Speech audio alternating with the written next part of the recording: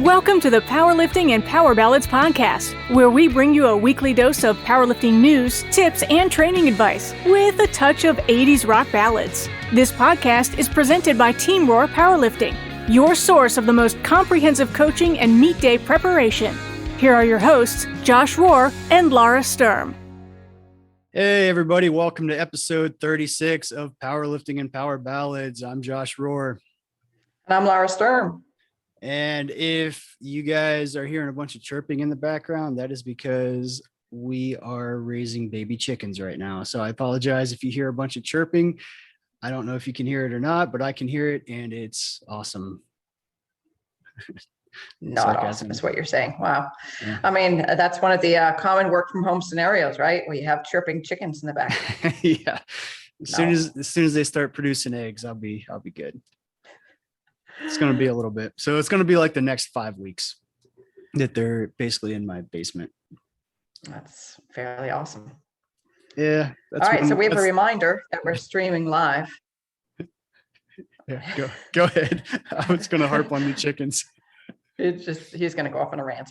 Yeah. All right. We're streaming live while we record each episode. Join us every Monday at noon Eastern time on Instagram live at PL Ballads podcast to join in the conversation and send us a like, ask questions, go on a rant with Josh.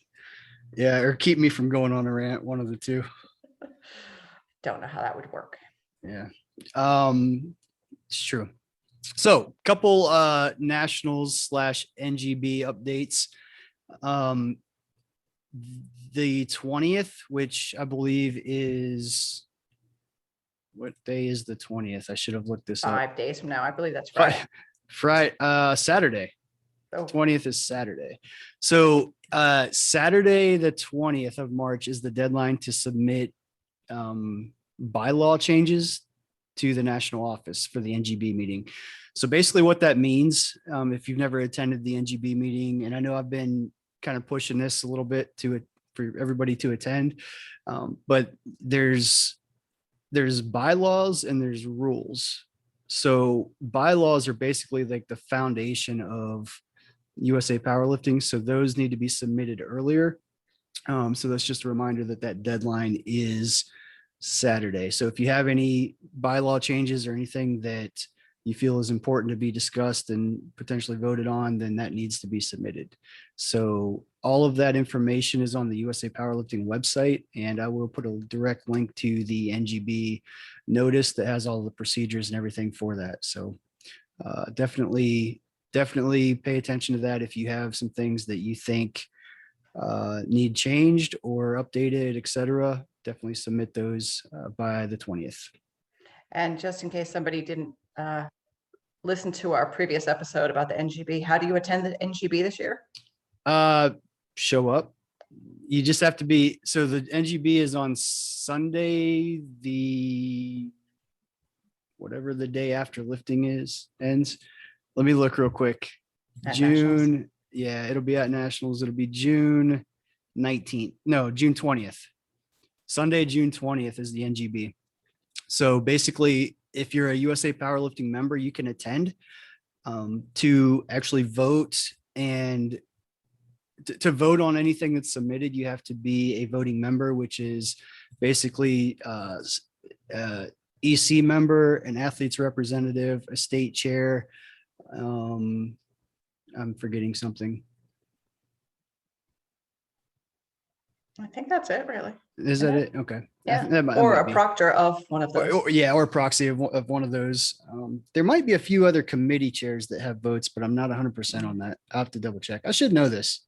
This is because you're, an EC member. Yeah. Well, luckily everything is written down, so I can always reference it. That's like me with my coaching. Like, I can't remember anything, so I have to write stuff down and reference it. So crazy. Yeah. Anyway, good thing they invented pen and paper. Wow. Yep. All right. So let's move on to the powerlifting situation. So here's a hypothetical, and this was something we're about to post, I guess. Yeah. So we posted, and I'm like, oh wait, the date is tomorrow. So if you had to give up 3 of these at your next meet, which 3 of these would you give up? a belt, a third attempt squat, music, drinks like water, Gatorade, coffee, stuff like that, a coach or handler, squat shoes, otherwise known as weightlifting shoes to some people, caffeine or pre-workout, or a third attempt deadlift change. Ooh, so those are all hard things. So to give up 3 of those. So to clarify, that's third attempt deadlift changes, meaning both of your changes. Correct. So you'd still be taking a third attempt deadlift, but you can't make a change. Away. Yeah. So this would be an interesting meet if you were to do a meet like this and everyone had to choose 3 things to give up. Yeah.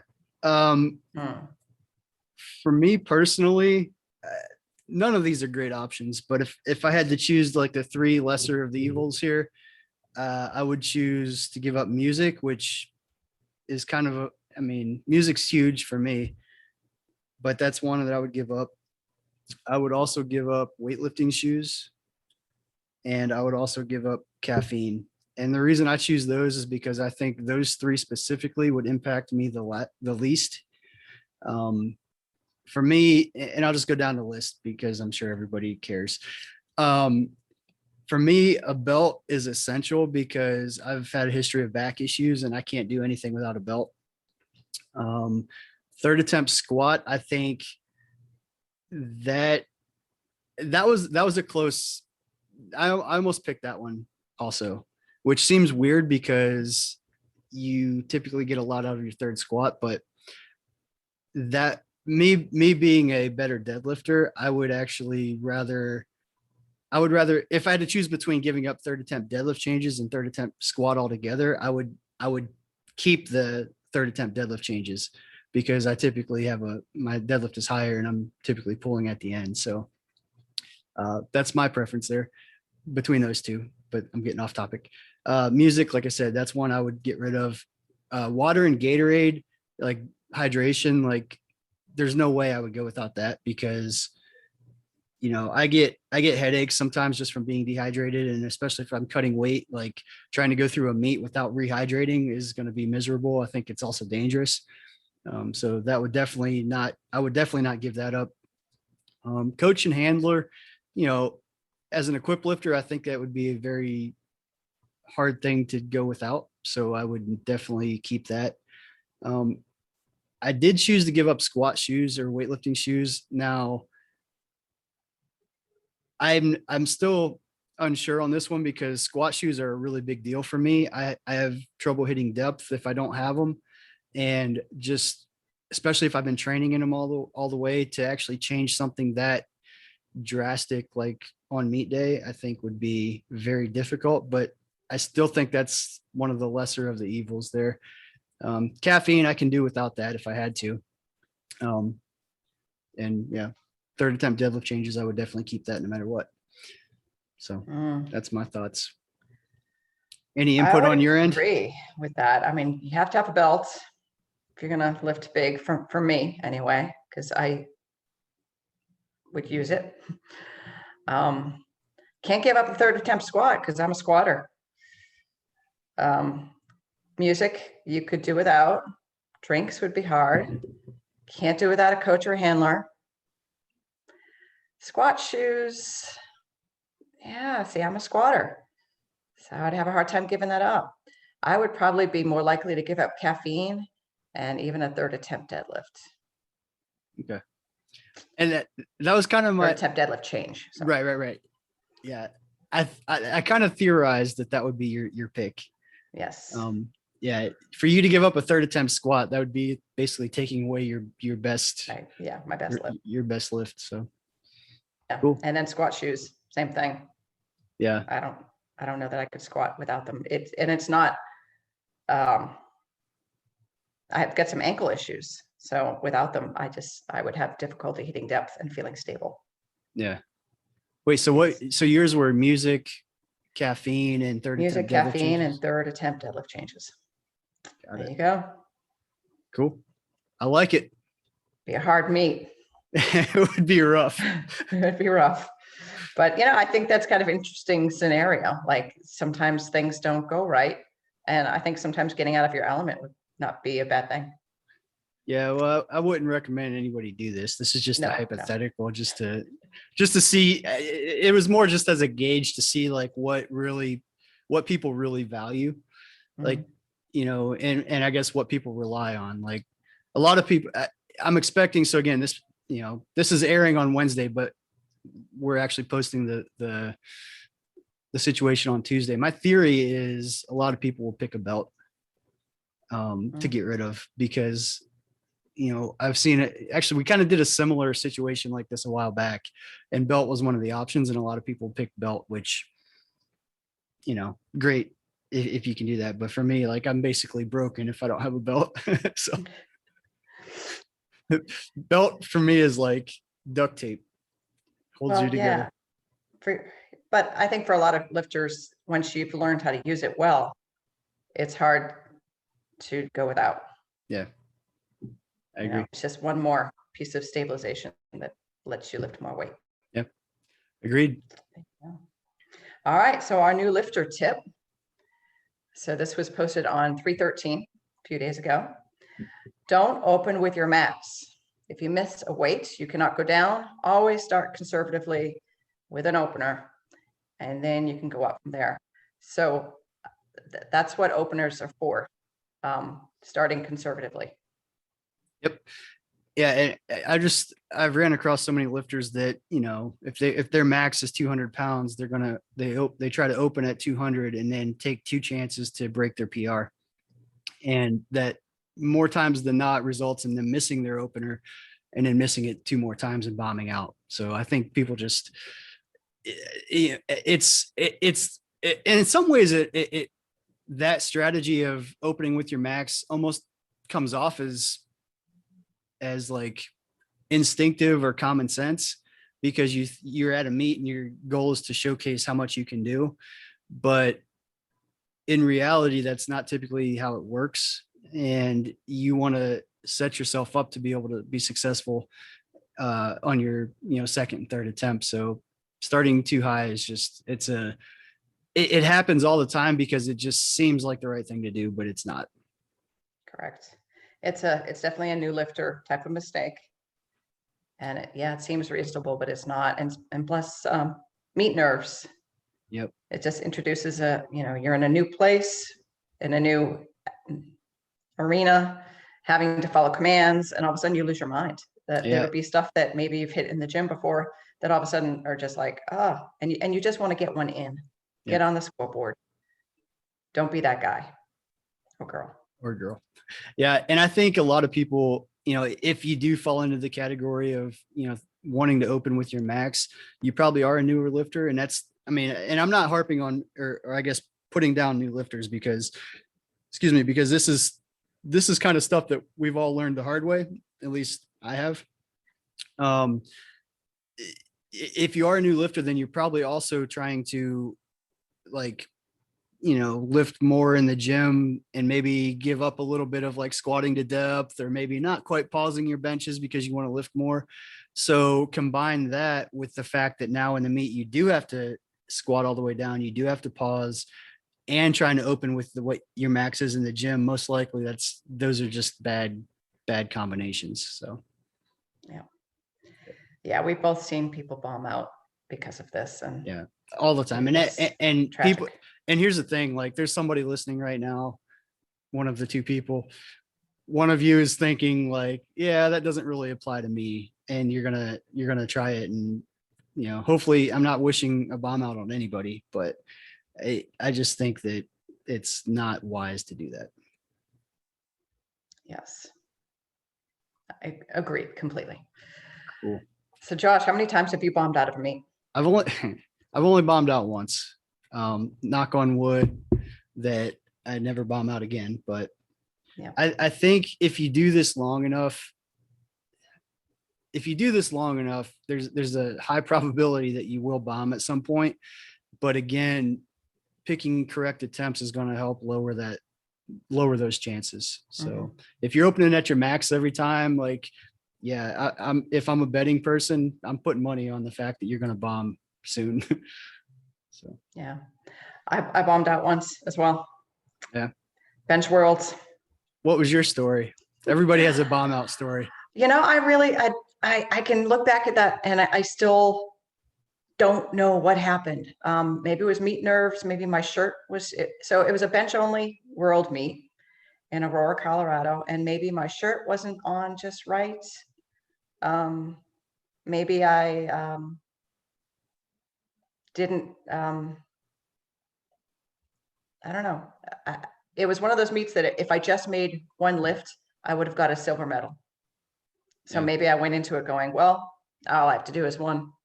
And it didn't really treat it like it was a big deal. Like it was a big deal. Yeah. I don't know. I really don't know what happened. Yeah. It was equipped, especially with shirts, is just so fickle sometimes. Fickle. Yeah. And that's what started my whole accumulation of bench shirts and my desire at some point to put them all into a bonfire. Yeah, well, I'm glad you didn't, because you donated a bunch of them to the team and we are getting use out of that. So there you go. Good. I didn't put them on a bonfire. It would have been an expensive bonfire too. If anybody out there has a desire to burn their bench shirt, please contact me and I will gladly take them off your hands versus burning them. Yes. And if anybody ever goes, oh, hey, I'll just throw on a bench shirt and bench a ton and yeah, it'll be great.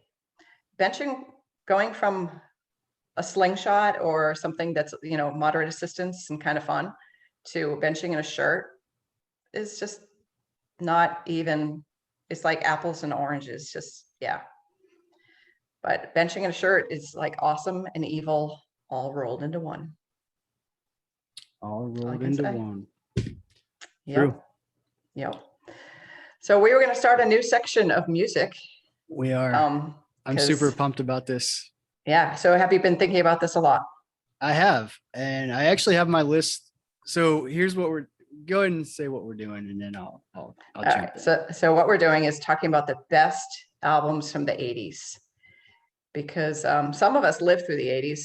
Some of us were born in the 80s. And, it's the best decade for music. Let's just face it. Yeah.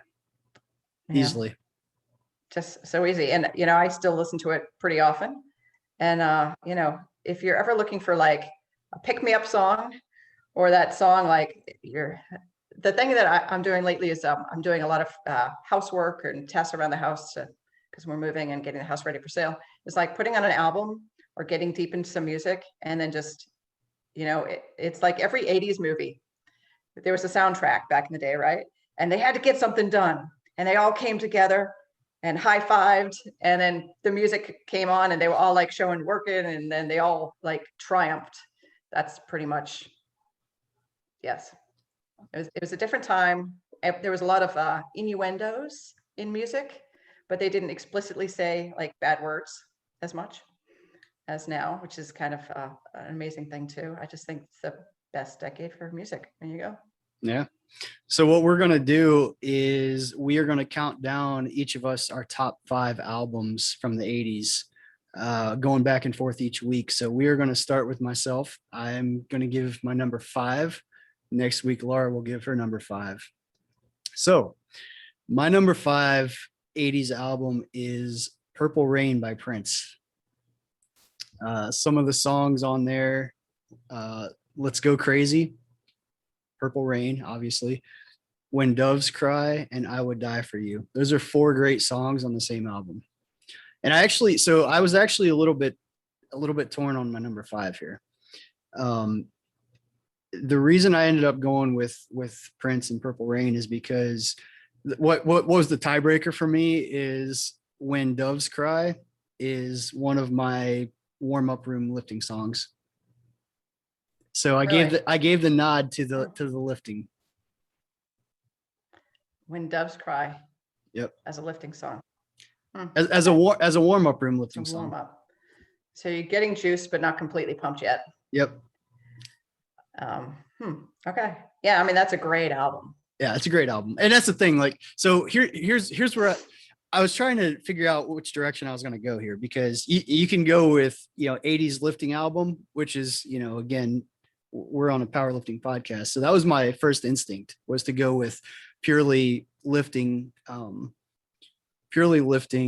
albums. But then as I started kind of going through some of my top ones, like I started finding a lot of overlap.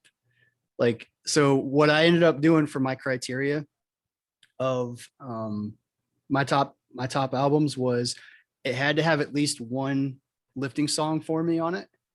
And it also had to have at least one non-lifting song that I just really enjoy listening to, that doesn't like get me super hyped. So those were my two criteria for my choice of top 5 albums. And I have to admit, I haven't given it that much thought yet. Oh, I've been thinking about it since last week. So wow, you mentioned it. Okay, I'm gonna have to up my game now. And I've been so I already wrote out my all of my top 5, and since I've written it out, I've literally been like debating myself if it's the right list or not, because I'm like, I don't know. Because I am definitely missing out on a lot, but I don't know. I still think I got it nailed. So stay tuned for the following whatever progression. Following weeks. Episodes. Yes. So I would love to hear what other people's top 5 albums would be. Yeah. I think that might be an interesting post. Tell us what your top 5 albums would be from the 80s. Have to be 80s. Has to be 80s. And maybe have a lifting song on it. I think that's good criteria. Yeah. Shoot us a DM at PL Ballads Podcast on Instagram, or plballadspodcast@gmail.com. We do want to hear it. We'll announce it too. If you tell us your albums, we'll give you a shout out. For sure. Because it's hard to go wrong. I don't think anyone's going to come up with, I know there are definitely bad albums from the 80s, but boy, and that one's a great one because it's a soundtrack too. Yeah. And I'll go as far as to say this. If anybody out there does submit their songs, I will give it my rating of 1 to 10.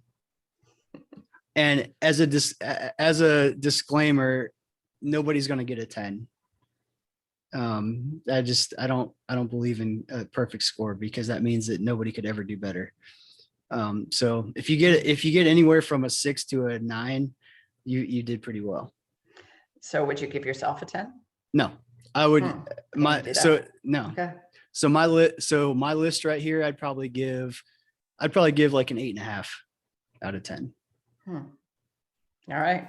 Well, we'll have to see what other people give you when we're done with this. And here's the reason. Great, Josh Rohr. I got to give my explanation for why I give it an 8.5, because I worked on this for about a week, and I did a little research, not a lot. So I feel like, yes, I gave a lot of effort, but there was definitely more research and effort that could have gone into it. And I also feel like there's probably an album out there that I just kind of overlooked, or didn't really put that much research into to realize like how many good songs are on it. So I feel like there's probably one album that could have made this list that I missed out on. So therefore I if you went through every single album of the 80s and listened to every single song, that might get you a 10. But I have not done that, so I can't give myself a 10, even a 9. Okay. Well, that's a good disclaimer. Yeah. I don't think I'll be able to do that by next week either. Yeah. Well, no, I don't think. Yeah, there's no way. So you will not be above a 9. I'll say that. Yeah. Well, and I'm already looking at your list, and I disagree with one of them. Yeah, I'm sure you do. I have a guess which one you disagree with, but I'm going to stick with it. Yeah, we'll save that for later then. Yeah. Cool. All right. Any closing statements? Keep lifting. Stay strong.